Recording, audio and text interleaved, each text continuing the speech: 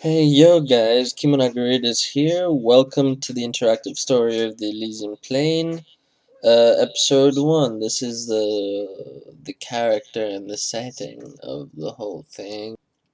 So he begins here in his base camp essentially, and we see him lying on the hammock with all this junk behind him. He's got a little rat in his hand. He's looking at it, smiling.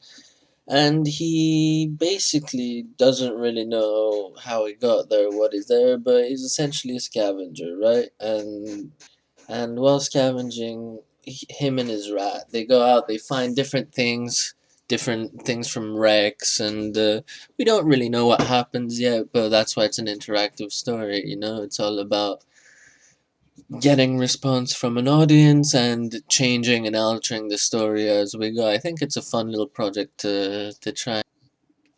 So at the moment, what we do know is that this boy here is on this island alone with a rat. We don't know how he got here. He doesn't know how he got here. How his little buddy got there either. But there are signs of an ancient civilization, right? But that's it. There's no modern civilization. Everything that he's found has come from outside, has arrived via the sea. He's scavenged. But what he scavenged from the island is essentially just wrecks, just ruins, excuse me, and ruins and like ancient stuff. So I don't know if you saw the previous painting from Block Mesh to Final that I did, but that's essentially him collecting stuff from an ancient temple up somewhere in the mountains, and we'll get to that later. If you guys haven't seen it, please feel free to go check it out.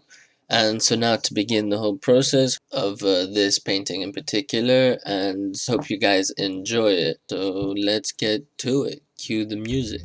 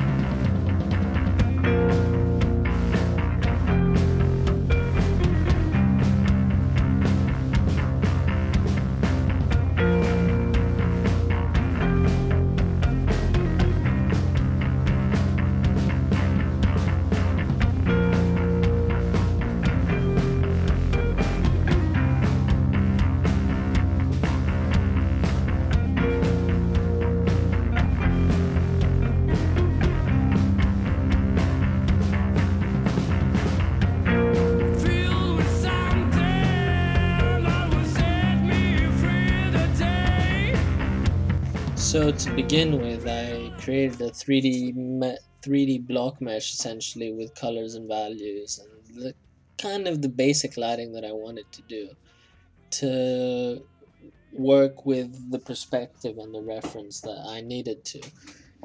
And based off that, I then composited a bunch of different references and stuff from pictures that I've taken, pictures that I've found online to kind of set up that scene as you see now that I'm doing after throwing it into Photoshop. And that's basically the basic method I'm trying, and I tend to try and work in, and especially now since I'm trying to do this realistic style.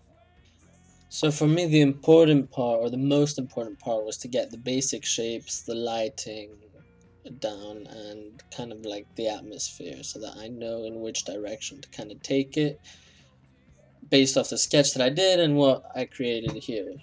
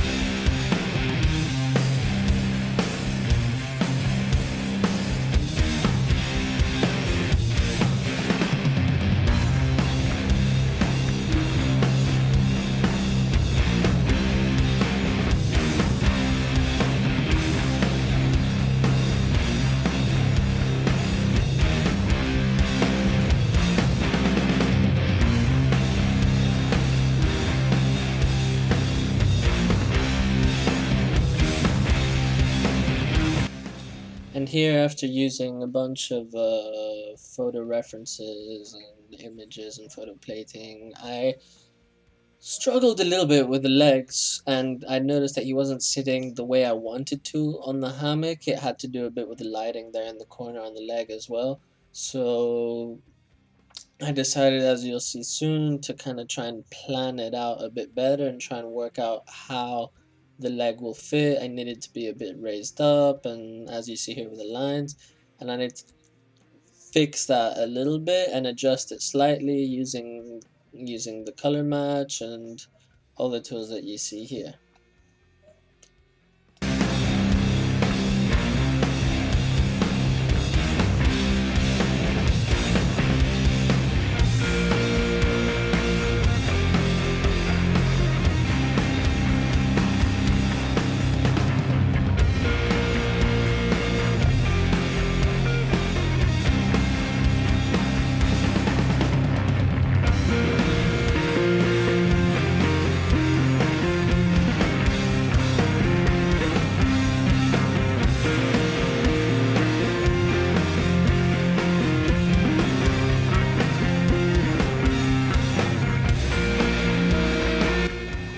And then I got some of these toys. I wanted to create a bit of a narrative.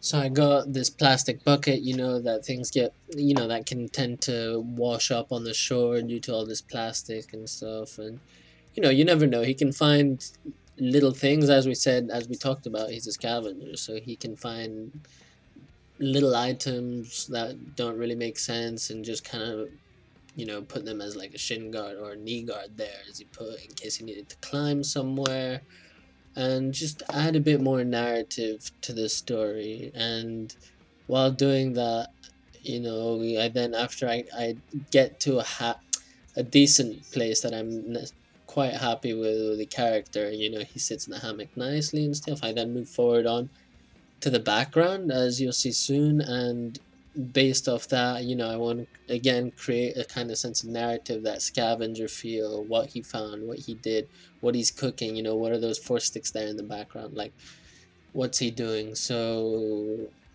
as you will see, I add fish, I add a little bit of a net, things hanging off the wire thing that he set up. And slowly that's how you develop, or that's how I developed at least, the narrative and the beginning and the intro to the story that I want to share with you guys and that I want to go on a journey with.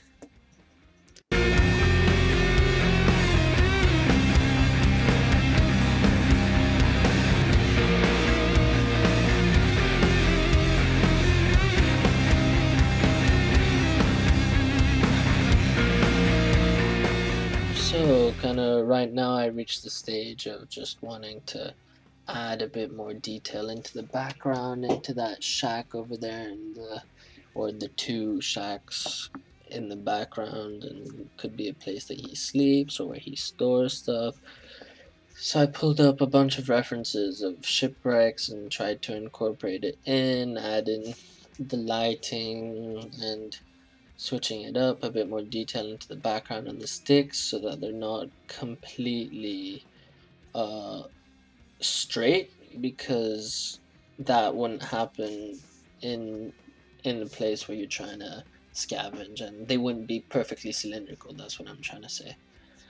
And either the rocks either. So being Greek and going to islands, I take a bunch of pictures of rocks like this, and I cropped it out, cut it out of the whole image, trying to fit it into the background. As you can see, putting it into the different areas. And by doing this, it gives a bit more depth, so to speak. You don't just have shape. So the block mesh was just to have each individual shape there, but with this method you can develop, detail it out, like I said earlier, really create a story and create something that's more believable. And since I'm trying to get better at this kind of style and improve this way of painting and creating concepts, I thought, well, from what I've seen and learned of other artists, I, bel- I I've seen that this way proves to be the best, and this way you really push yourself to get something good, because you can't just photo bash. As you see here, look, I put this piece of thing. You can't just photo bash and put something and hope that it will work, because that doesn't usually happen. You need to find the right perspective. You need to match the perspective. You need to match the lighting. If things look too placed, then the image lacks cohesiveness, lacks it just looks fake. And that's what I'm trying to escape right now. So I added these things, matched the lighting.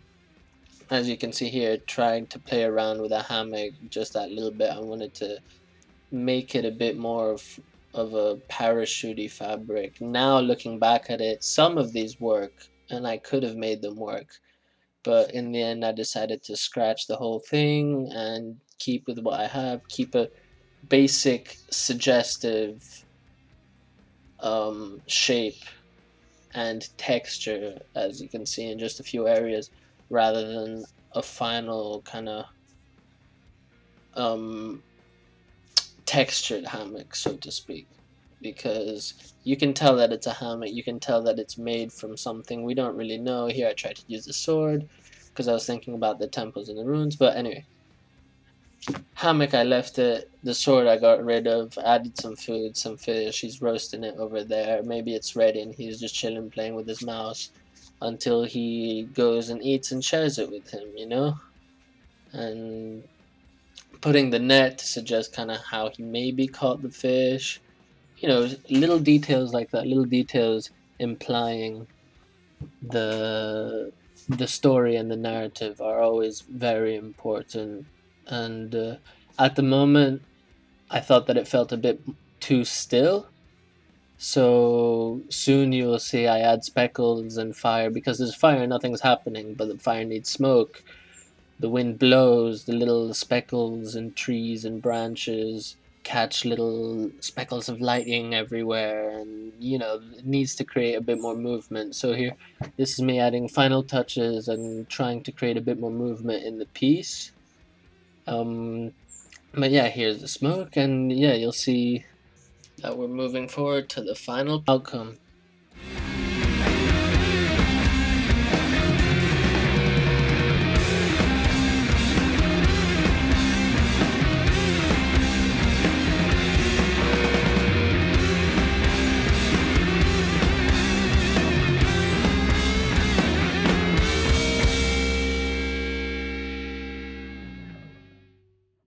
And there we go. That concludes episode 1, the introduction and setting of the Elysian Plain. I hope you guys enjoyed it and enjoyed the process as well. So, see you in episode 2, guys. See ya.